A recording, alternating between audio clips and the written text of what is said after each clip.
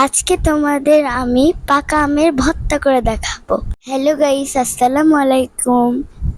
তোমরা সবাই কেমন আছো? আশা করি ভালো আছো। আমিও অনেক ভালো আছি।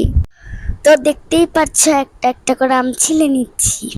দেখেছো আমগুলো কত লাল টকটকা, একদম পাকা। কত সুন্দর গ্রান বেরোচ্ছে। তো এখানে আমি 5টা আম নিয়েছি। তো এখন আমি এগুলোকে ছুরি দিয়ে কেটে নিব। তোমরা দেখতেই থাকো। তো যারা যারা নতুন তোমরা আমার ভিডিওটা দেখতেছো, অবশ্যই লাইক সাবস্ক্রাইব করবে। তো আপু এখন আমগুলো কেটে নিচ্ছে। সবগুলো একটা একটা করে কেটে নেওয়া হলে তারপর এগুলোকে তেঁতুল দিয়ে মাখাবো। তো তোমরা দেখতেই পাচ্তেছো প্লেটের মধ্যে মরিচ আর তেঁতুল রেখে দিয়েছি। আমগুলো সব কাটা হলে পারে এগুলো দিব। এগুলো সব একসাথে চটকাবো। তো আমার আমগুলো প্রায় কাটার মধ্যে। এখন এই আমগুলো আমি সুন্দর করে ভর্তা বানাবো। তোমরা কি খাবে নাকি? তাহলে তোমরা চলে আসো আমাদের বাসায়। এখন আমরা লবণ দিলাম।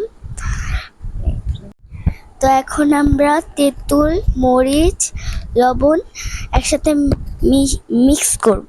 তোমরা দেখতে পারতেছো কত সুন্দর বাবু তেলের বোতল। আমি তেলটা ঢেলে দিলাম আপুকে। এখন আপুকে কাসুন দিয়ে দিব, যেটা হলো আম ভর্তার মেন জিনিস। এগুলোকে আমরা ঢেলে নিলাম। এখন আমরা মিক্স করব আবার। তোমরা দেখতেই থাকো, অনেক মজা হবে। লাইক সাবস্ক্রাইব আবার করে দিও। তোমরা পাশে থাকবে, সাপোর্ট করবে আমাদের।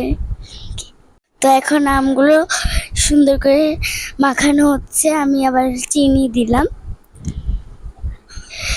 2 চামচ দিছি। কারণটা হলো মিষ্টি বেশি আমটাতে। না দিলেও চলতো, কিন্তু একটু একটু টক ছিল, তাই জন্য আমরা একটুখানি দিয়েছি। তো হয়ে গেছে প্রায়। তোমরা তাড়াতাড়ি দেখতে থাকো, আর অল্প একটু বাকি আছে। তোমরা আমাদের বাসায় তাড়াতাড়ি চলে আসো, আম ভর্তা খেয়ে যাও। তো তোমরা কি দেখতে চাও? এই দেখো দেখো, এই ফাইনাল লুক। আমি আর আপু বলতেছি ইয়াম্মি হয়েছে, ইয়াম্মি হয়েছে। আবারও বলতেছি লাইক সাবস্ক্রাইব 2টা করে দিবে, আমাদের পাশে থাকবে।